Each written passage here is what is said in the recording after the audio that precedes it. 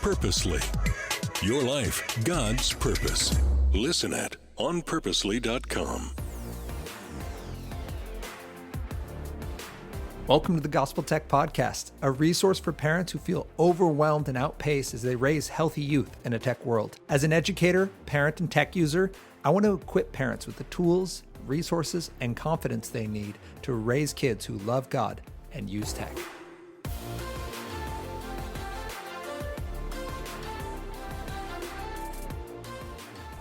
Hello, everyone, and welcome to the Gospel Tech Podcast. My name is Nathan, and this podcast is dedicated to helping families love God and use tech. Today, we have Anna with us. Hi. And we are finishing up our Back to School series. So if you've been listening with us over the last little bit over a month now, we've been talking about going back to school because here in the Northwest, we're really late at that. I know some of you East Coast, you've been at school for 2 months now, so my apologies. But we've been looking at what does it look like to get our tech ready to go back to school.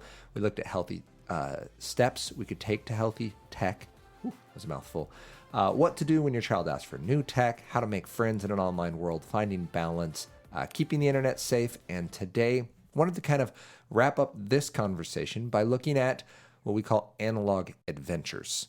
By that, we simply mean things that aren't digital. And we're going to be talking about, basically, does it operate at the pace of real life? Can it be done with other people you know in real life? And are these physical, often difficult, intentional adventures, are they things that we're inviting our children into? Both for the growth side, we want to be a part of something difficult because we grow through difficulty, but also because they make us more present with our surroundings. So then that brings us to why analog adventures, which I stole a little of that thunder, but what do we say for why we're having this conversation? Well, I think on the podcast and in our work, we talk a lot about helping children and families reach their full potential. And I think analog adventures we've seen in our own family and working with kids that's a great way to develop that full potential. And when we default to the easier option of entertainment tech or dual tech, then I think we're missing some of that opportunity. So God made our kids for good works, that we've been saved for good works. Then he's wired each of us to be great at certain things and to be amazed by him in certain ways. Adventure is how we can use our work in the way it was intended. Yeah, and that's like we see that with our kiddos, right? Like our kids, so we have 8, soon to be 9, 6, 3.5. And each of them find amazement in different things. And in the analog way, like when it happens at the pace of real life, it has less downside, which is, I guess, the why. Like, why do we focus on analog to see this amazement? And our argument is basically just that digital is great. We use it. Actually, when I told Anna the subject for today, what was your response? When I was like, I think we're going to talk about analog adventures.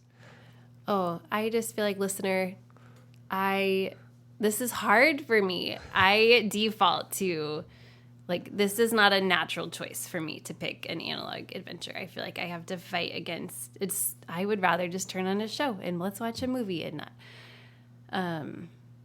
That is so much easier than anything else. And that's not bad, right? Like I want to make sure that that's said because that's not natural for me. I do not enjoy sitting down and watching a movie. Like that's not normal for me. So it's not bad to enjoy those things. And listener, please feel encouraged. That's not bad.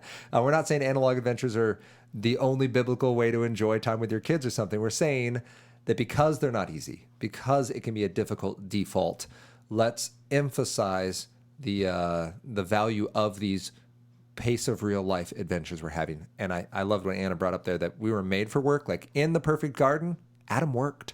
He was designed for that before the fall. So these adventures aren't necessarily relaxing. They're hopefully biblically grounded work that is focused on wonder and amazement. And like the psalmist talks about, like singing about how great God is, you have to have experienced God's greatness, his nature, his sunrises, his storms, the incredible way we've each been wired to make things that leave us more present and don't simply consume our time and our attention. So I'll use I was going to save this for later, but I'll use it now. Greta Eskridge talks a lot about adventure. She's at Ma and Pa Modern. She wrote a pair of books, which we'll link to, but called Adventuring Together and then 100 Days of Adventure. And I love her vision for adventure because she says adventure is the vessel that we use for relationship with our kids. It isn't the thing. So I'm not saying go do an analog adventure. Anna's not saying do an analog adventure because then your kids will be good or then life will be perfect. We're saying analog adventures are a wonderful way to be amazed at God, to have a relationship with your kid, and to be intentionally part of their life and raise them up in the way they should go. Yeah. So, can I circle back to my TV comment? yeah. I think I was just wanting to wrap that up more nicely, that I think it's my default can be when things are hard, I just want to put on a show and like make the problem of noisy children go away too. Because I think that there can be good bonding and learning opportunities. Like Nathan does not enjoy watching TV or movies, and I love a good story. And I think there can be a lot to be taught and learned. Hold on just a minute. Okay. Nathan doesn't like movies, and I enjoy being intelligent. That's not what I meant. You feel like you're getting emotionally manipulated most of the time when you're watching a movie. And I don't like the emotional. I think there are things that emotionally manipulate you, but I also think that it can be like a good novel. Watching a good movie. Yes. It can be. So there are certain movies I think that as a family are good ones to watch. Like it's different to sit down as a family and watch a movie and talk about it and laugh together or to learn something together than it is to use it as a digital babysitter, which we also on occasion do. The last episode we recorded, we quite literally did that. Sorry. Nathan hates stories and learning and anything worthwhile. Knowledge. Thank you for returning. Thank you for returning to that. That it was, you were focusing specifically on like it can be amazing, but it can also be just so easy that we like just want to make the problem go away of. Yeah, we see our kids as problems to fix sometimes instead of people to love, and that's an issue. And so analog adventures, it's very difficult because you have to be intentional, because we have to be intentional in them.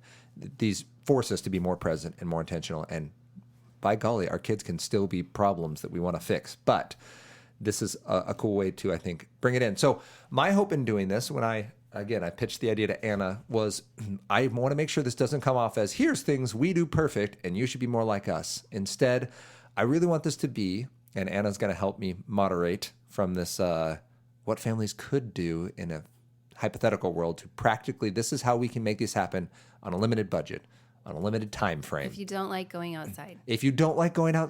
Because I'm thinking like this is very natural for you to do. You are a player. You like to play with our kids. Yep. I am not a player. Like my dad is a player. Like Hawaii Lindsay is a player. Like these are Hawaii Lindsay. Outside. Like that is her default. This is your default to choose an adventure over anything else. And so I feel like I'm here for the people who are sleep. Yeah, and doing like you would rather do that than anything else. Yeah. So I'm here to advocate for the people who this is hard for. For people that make the world work, this is for you. I think here. This is. I mean, I feel like what was that sermon we just heard? Maybe that was at a school talk. That the body is made of many parts, and our family is made of many parts, right? Like that we all are on our own. Like, yes, I would just run the calendar and make sure we have groceries and not be very fun. And you're very fun.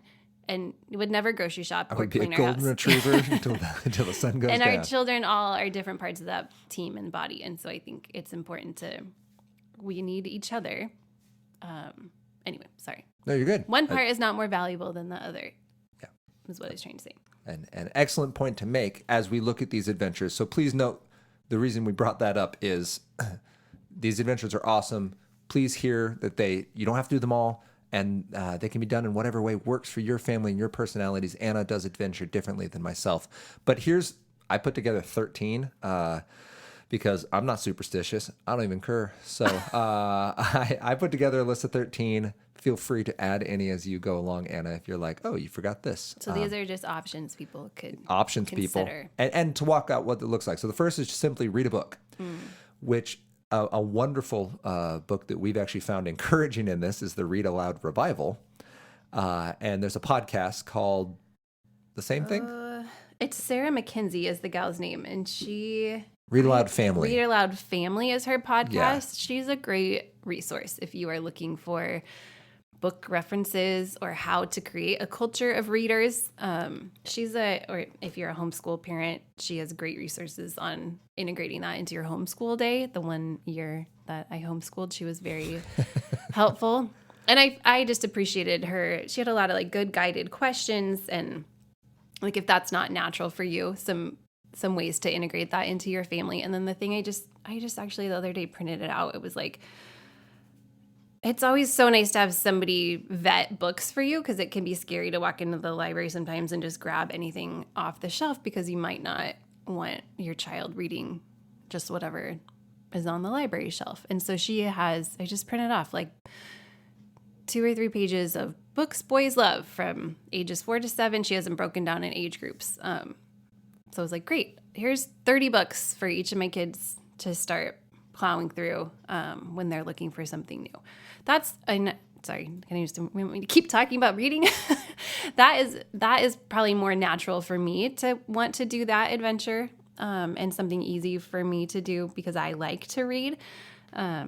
It's also something that's been really nice as the boys are back in school and they're gone more of the day. I feel like we fight over who gets to put which kid to bed. And I'm like, can I please put the big boys to bed? Because it's the only time of day they want to snuggle, and they're gone the whole day, and they'll lay on their beds with me and read for 20 minutes. And they're happy to read picture books, or they're happy to listen to a chapter book. They like reading to me at night. And I feel like it's a really nice time. We don't always have like big, meaningful conversations about every single thing we read, but it's just a nice way to like create physical closeness and share in a story together, which is huge. Like if that's all we get from reading a book together, like that's huge. You're building the proximity, closeness, right? Like you get your 8-year-old man cub to snuggle with you. He snuggles with me every time we read, and he is not a snuggler. He does not snuggle. He doesn't even like hugging. He backs into you when you ask for one sometimes. He likes to hug when he's supposed to be going to bed. Yes. That's it.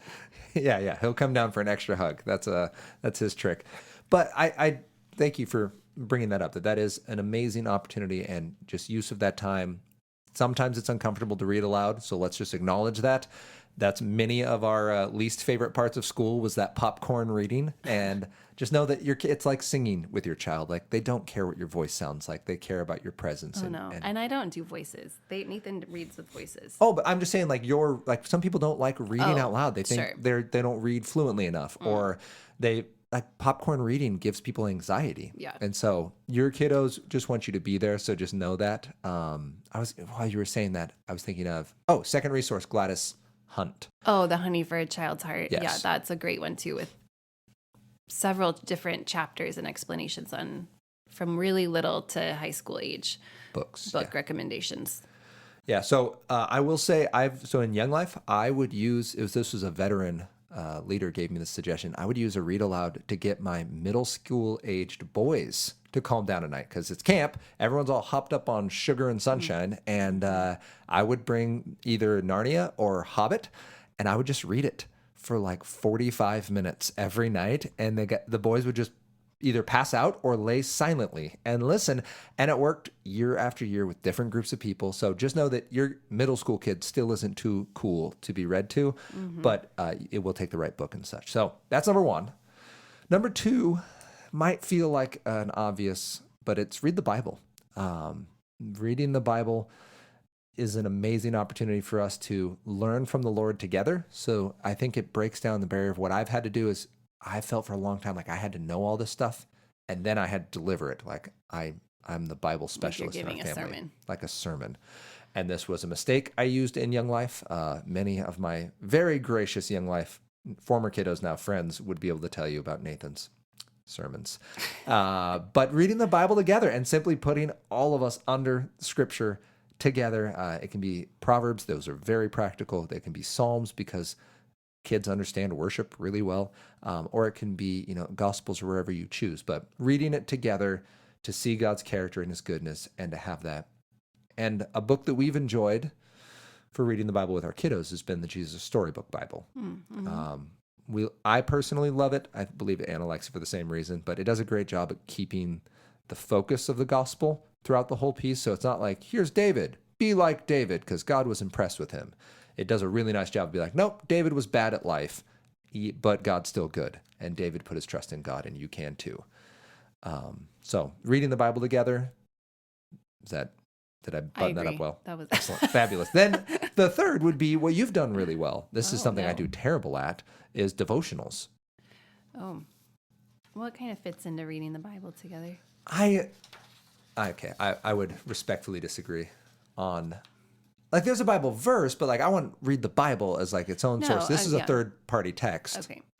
So, Sure. but like you've done a really good job. You found it and have implemented a devotional from Louis Giglio, which I thought has been awesome. Yeah, he's got 3 that are kind of like a sciencey. How great is our God, indescribable. I don't remember the third There's one. one more that's on Owen's Christmas list. They're good at the breakfast table, quick, like 5 minutes and a little prayer and a Bible verse. And I think most kids are interested in sciencey at that age. So I feel like it's like outer space, stuff. the body. Yeah, they're animals. I feel like all 3 of our kids really enjoy those, and they have a good question usually, or like something to talk about. Like it can be a good conversation starter on something that might not naturally come up. Yeah, and I feel like it's a lot lighter. The reason I feel the Bible is especially intimidating, and we don't want devotional to be the only Bible reading we do with our children, because again, we're reading kind of through the lens of someone else. But like the Jesus Storybook Bible, it can be a wonderful introduction, a great conversation starter, and a reason to go to the Bible, as he does a nice job of giving us Bible verses and stuff. But you've done great at that. Thank you. Speaking of things you've done great at, our family does a nice job with this because you enjoy these, just going on a walk. I guess, yeah, I'm noticing a theme of like, you don't have to do everything on the list. Do Right. the things that... I'm trying to give a big idea, like show people how broad and even how simple some of these ideas are. Because when I say analog adventure, most people are like, I got to go camping. We have to make a canoe. We have to basically be the family from Alone or Swiss Family Robinson. Like, Right. there's no family in Alone. The person from Alone or Swiss Family Robinson. Family and Alone. No, okay. Yes. No, I don't tend to do those things, but I can do little things, and I do like going for walks. I feel like it's usually a good reset for our children to go for a walk also. So I included this for 2 reasons. This was not one of my lists. I built a list of like 6, and then I was like, what would Anna say? And you do amazing at walks because they've been done at the drop of a hat. So we get that They awkward have gotten lull. easier. I remember a season when it felt like a nightmare. When Owen was 2 and Henry was a baby, I was like, we might never go for a walk again, because it felt like you would just get somebody fed and somebody changed and get the dog ready and go to the bathroom, and then somebody else would have to start all over. And it was like, that was a nightmare. Yeah. And now everyone can get their shoes on and get their scooter and get out the door. So it feels like we can go for a walk, and we can go for a 15-minute walk or a 45-minute walk, and everyone is mostly fine. So that is a season too. Sometimes it is a season. It's a really good reminder. One baby, like I would walk Owen for hours. Yes. That was great. When he was little. When he was the only baby. Yes. Yeah. And put him in a bob and just roll. And run with him for a long time. But now, yes, we have entered a walking or riding bike season. And the kids can run up ahead, and you and I even can like sneak in sentences of like it's a real miracle. Adult conversation, which is more than we can do at dinner. Or after bed. So walks are awesome. I have implemented what my dad did for me growing up, which is grab a ball or a Frisbee and throw it and make the human run. When they're cranky about, sometimes they don't want to go for a walk. So like, great, we'll play catch, and you get to walk the dog tonight. Yes, Hadley does love walking the dog until she doesn't, and then she wants you to push her and walk. She's the weakest link on a walk, but she still comes. but one of the prettiest links on the walk. So walks, and then this is obligatory in any list of adventures I make. Board games. Please play them. This is not something that comes naturally to me. Please play them. I was thinking about, I made a list. I'll link to it below, but it like breaks it out by age, and I tried to do like 5 games for each age group, like 3 to 5, 6 to 8, 9 to 11, 12 to 14, and then 15 plus, I think is my age brackets off the top of my head. But just 15 know 15 plus means hard. 15 plus means difficult. There's rules and focus. You wouldn't want to start at a 15 plus because 15-year-olds are smart. They can really handle a lot of weight when it comes to rules. I like to hang out in the 3 to 6. Yeah, come on. Age Outfoxed. What's the I'll one? play Candyland. What's the one where you guess the person? The Guess Who? Oh, Guess Who? Guess Who? There I'm you down go. for a game of Guess Who. Yeah. So games that we do enjoy, though, that Anna has played, Carcassonne. That means anyone can play them. And well, it means anyone can enjoy them. I'm not going to promise that. All right. Some people don't like games. Carcassonne. Some people don't like fun, and Nathan doesn't like being smart. Anna's here for the hot takes. We're just people. here for the big sweeping generalizations today. Carcassonne, you've enjoyed. I do like Carcassonne. Yeah. Ticket to Ride. Yeah, we haven't played that for a while. But We haven't played it for a while, but it's both did pretty like it, and yeah. a fun intro game. If you've only played Monopoly, Ticket to Ride's a great It's a good next one, yeah. next step. And then Outfoxed for Youngers was a gift from friends that our kiddos have loved, and we'll play with like other kids who've never played games. They'll just come over, and It's an easy one to teach them. Yep, it's kind of like Clue, but makes more sense and no murder involved. Yeah. So board games, I have literally spent full podcast episodes discussing. So I'm going to move on before I get distracted. But what do you think about this next one? Play a sport you're bad at. Yeah. So I feel like sometimes when we play sports, we so often gravitate to stuff that like I played in high school or I was good at this. And I do gravitate to we that. bring our kids out to it, which isn't bad. We want our kids to be a part of our interests, but our kids also love seeing us be terrible at things. And that's very like encouraging for them to see that like mom and dad aren't actually great at everything. We're very human. So trying to do something. So for me, like I'm really bad at volleyball, like really bad. Like I wasn't allowed on the staff volleyball team one year because they You're a didn't want to lose. liability at the beach trip. The ninth, yes, and at the family one. I am the weakest link there. So no, the staff wouldn't let I me play one remember. year. You're a liability for real. Like Yeah, on the because the ninth graders would just aim for me with their serves. God. They would get free points. You can't hide me on a volleyball court. So that being said, volleyball I play. Owen loves it. I'm terrible, and he does better than me, and that's great. So whatever it might be for you, it might be just something you're learning. Like right now I'm learning how to do some stuff on my bike, and the boys are learning it with me, and they're better, but we're learning together, and that's great. Yeah. So that's why I said specifically a sport you're bad at. Oh yeah, I put a note. You're not being Uncle Rico from Napoleon Dynamite. That's the goal here.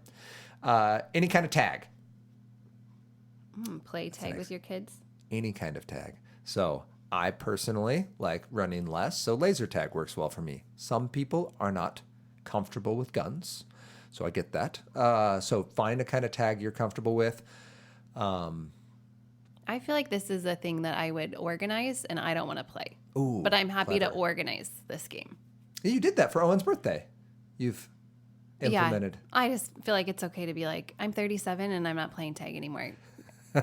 I will organize tag, and I will like create opportunity for tag, and I Yeah. will gather a gaggle of children for you to play tag with. I'm 39, and darn it, I want to play some tag. That's great. I just want to validate the people who no longer want to play tag. Yeah, that's fair. I played tag many a year. And my tagging days are over. My tagging days are over. I will happily organize the game. You could be suckered into like pointing and clicking at some kids, though. Like, you could do that. Yeah, But it's not going to be natural. You're not going to I pick that don't- off a list. no. All right. but I So- appreciate it, and the kids really they love it. I like watching a group of kids play these games. Like the cousins are finally all old enough to play kind of organized games, and it makes me so happy to watch them play weird combos of freeze tag and whatever That they just make up. yard games they make up in Yes. the backyard. Yes, I'm like, this is so Fight fun. over rules. You said that it's all a Calvin ball at some point. Like when we're within 6 paces of this thing, Yeah. we all agreed only your left foot. Right. I put a special note here because for Owen's birthday, this is just so weird and no one would ever think of doing it. But the battle club for a form of tag. Everyone, you need to find a picture of what most of you will only know as LARPing, but it's not LARPing. Just tag with giant foam swords. It's amazing, and your children will love it. Then what's number 8? Take a nature adventure. Walk a hill, climb a rock. Climb a rock. Climb a rock. Paddle a board. You can tell which ones I'm not doing. Ride something somewhere. Bicycle, mopeds, dirt bikes, longboard, horse. Okay, this is a more outdoorsy. Do something outdoorsy. Because they're not bad. Again, we What's focused. not bad? Well, like doing something outdoors. yeah, I said this list wasn't. bad. Well, but I focused on like things that were very practical. But by number 8, like yeah, go do those like classic. I didn't use the H word hike because I feel like hikes can turn into just forced marches at some point. Yeah. So trying to make the adventure the focus of it. So recent example, we went camping with the Papas. Yeah. And took the Papas out on this lovely, it's 2.5 miles. Kids are 8 and 6. They are not avid, quote unquote, hikers. But when part of the walk is tag and part of it is find a stick and part of it is see the waterfall, like we can keep them engaged in the next thing. Part of it is race to the next bridge. Like it is fun. It was flat enough. The Papas loved it. So it wasn't up the side of a cliff. Like know your audience, but that can be an amazing opportunity. And again, find some wonder or ride. If you're not a hiker or walker, ride something. Mm-hmm. I do. I like that. It's nice. It's nice to get in nature. It is. Even when you feel like you don't want to. Even when it's all over you. Get it off. Then making something was number 9. And for this, again, we're back to stuff you can do at home. But you actually do quite well at several of these, despite it not being your proclivity. Which is your favorite one to make? Well, you listed Legos, a robot. None of those. A puzzle, a garden. I don't do any of these. You do Legos and puzzles. I can follow directions. Okay, that's true. You're not like free building. I guess I'm not a free builder either. We're not all Remington. But with these, so when you're making something, again, the point isn't you are an engineer at heart. The point is it's something that you get to see. You get that progression of... I feel, again, this is more my role as a facilitator. And I think that can be part of creating analog adventure with your kids is allowing for opportunity for these things to happen. I don't think you have to be, like, it's wonderful to do these with your children, but I don't think every single time it has to be Yeah, really good point. you doing it with them. A lot of this is creating space for these things to happen. So And that space time in your and money. time, yes, like that you're not gone all the time. Because to build Legos or a puzzle or a garden or make something out of like a fort in the house, you have to just be home and have downtime where people are bored and have nothing else to do. And then these things start to happen a little bit more naturally. So I feel like some of that is just in your role as a facilitator of the family space physically and the calendar. Facilitating adventures. Parenting 102. But it is like you're buying yourself space when that happens. And you're knowing that your child is not running into strangers. They're not being overstimulated. It's impossible to be overstimulated while playing Legos or building a robot or doing a puzzle. And you're getting so your kid's going to come away rejuvenated, hopefully, at least having invested some of their energy mentally into something and having built the skills that come with whatever the adventure was. So Yeah. that's my pitch for that. Number 10 is cook something.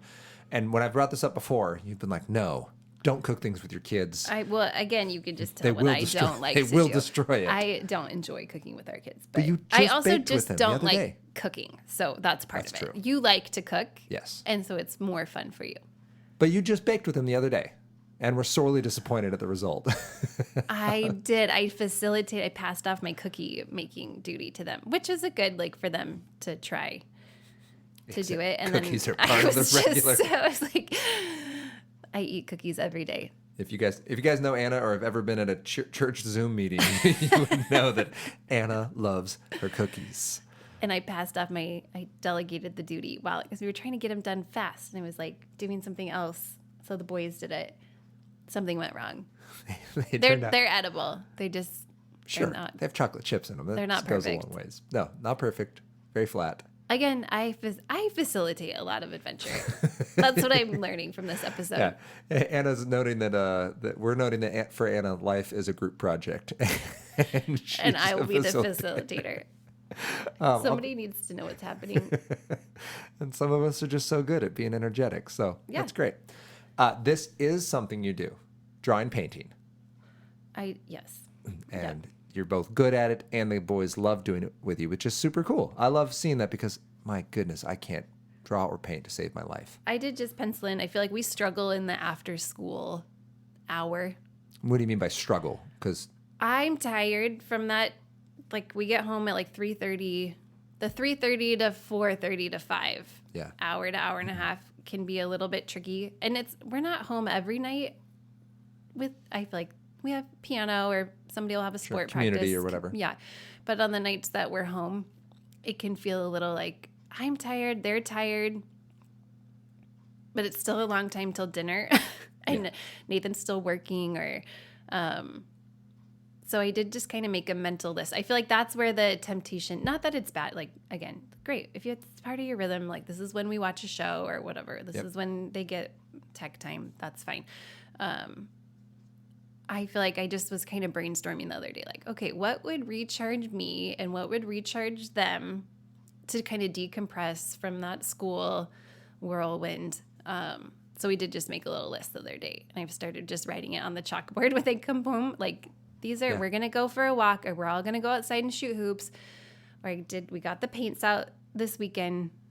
I think we all had colds. And I was like, you know what? It's a nice day. We're going to get the watercolors out because I just want to sit here and I'm tired, but we can paint together. And I feel like, again, that facilitating, like it was me just getting stuff out, and I sat and painted, and they painted for 20 minutes with me. And it was that super was a cute. long time for them to sit and paint. We haven't done that for a while, so they're not in. Some people are probably more in a habit of doing arts and crafts with their kids every day, but we haven't done that for a bit. Anyway. Yeah, and that was awesome. And the boys, like, they look to you when they want to paint something, and I think that's a valuable little cool thing too. And also, I came inside and there were super pretty fall paintings to enjoy. I don't know. It was lovely. I was trying to think of something. Oh, for a cool, fun resource. If you're not artistic, you're like me. I have done this. In fact, I'm looking at a painting I did, or a drawing I did with the kids. We just did Art Hub for Kids, or Art Kids for Hub, whatever it is. It's YouTube. I think most people know about it. Yeah, maybe. It's pretty. But it's if so you it's free. Check it out if you want something to do. They're really cute little drawing lessons. There's a bunch of great resources. Again, Greta Eskridge has great drawing resources. There's a lot of great things on the internet if you are, those are two spots to start, arty kids. to look. Yeah. Or if you don't have arty kids, because even you're not arty kids, got to figure out how to do something they're not good at. Yeah. Then move together. And by this, I simply mean, like, do anything that involves physical activity. It doesn't have to be we're going for total calories burned, or we're going for, being incredible specimen. This is just something because it's fun to move with your kids. So whether it's a YMCA Zumba class or like a dance party with Hadley, even if it leads to nanny elbow. Nanny elbow. I was trying to be a fun mom. That's what I get for being fun. This I was trying not to facilitate. My mom and I always joke, we're like, this is why we don't go outside. This person just got super hurt. Something just happened. Somebody just got really hurt on a mountain. She's like, that's why we don't go hiking. I'm like, you're right. That's why we don't go. We stay in our houses where it's safe. Where it's safe. No, Hadley really likes to dance, the record player. And I was like, okay, I have 20 minutes. Sure, I'll be fun and dance with you. But she really likes to be swung around with her arms fully extended, which doesn't always end well. And in this case, in a dislocated elbow. She's fine, but it was a bummer of a morning. What did she call her? My elbow? wankle, my wankle hurt. My wankle broken. My wankle hurt. My wankle okay. I okay. What you doing? I okay. My wankle okay. I know. Oh man. Okay, then, moving together. Yes. Moving together, whatever that looks like. Because at the end of the day, the dislocation popped back in, and she's fine. Yeah, it is. None A worse little for the dance wear. party. I feel like I default to a walk, but every now and then I can get the boys to do a yoga with me. Yeah, they do. Owen will like to do that. Mm-hmm. And the last one is just learn together, and that's can be anything. You could be learning, like Anna just said, like doing a stretching class together. You could be learning something academic together, something hands-on, some real time, and that's whether it's learning how to bake a pie or tie a fly or cast or carve or shoot bows and arrows, write stories, like whatever the thing is, doing it together, not because you know how to do it or you're good at it, but because you're not and you want to grow together. So what we've just finished is a extensive list of activities and adventures. You're going to link some good resources for people. Yeah, so I will link Greta Eskridge. I will link the Read-Aloud Revival and the Honey for a Child's Heart. Mm-hmm. And then just some ideas. I'll link our board game list. Anyway, the links, they'll be in the show. I don't have to tell you guys what the links are. They'll be at the bottom. There will be good links, and Anna will add whatever she believes to be beneficial as well for the overseeing of the group projects. Facilitating. If you're a facilitator of Analog Adventure, which isn't important. Every role is important. Every role is important. I mean, someone needs the brain, and the rest of us just need to be the arms and legs that do it. So I just want to emphasize at the end here, don't feel overwhelmed like you have to do all these. They have to do any of these ones specifically. I hope it just inspired for you something you're like, oh, we could go do, some of you live in Hawaii or Australia or New Zealand, where you can like go see sea turtles enough that you hate them, or go on. Just a lot of shots fired at our Hawaii friends today. Can you tell we really want to go and visit? We're just so bitter that it's so pretty over there. But wherever you are, by the way, Canada surging with listeners right now. So thanks, Canada, and the UK. You're not missed, and Ohio. Ohio. So thanks, guys, for listening. Wherever you are, we hope that you find adventures, you find ways to just model wonder and amazement with your children. Be willing to just be humble enough to be bad at it. That's okay, too. And enjoy that process. We'd love to hear what adventures you pick. You can find us on social media, on Facebook and Instagram at Love God Use Tech. You can write me directly if you'd like, Nathan@gospeltech.net. And you can join us next week as we continue this conversation about how we can love God and use tech.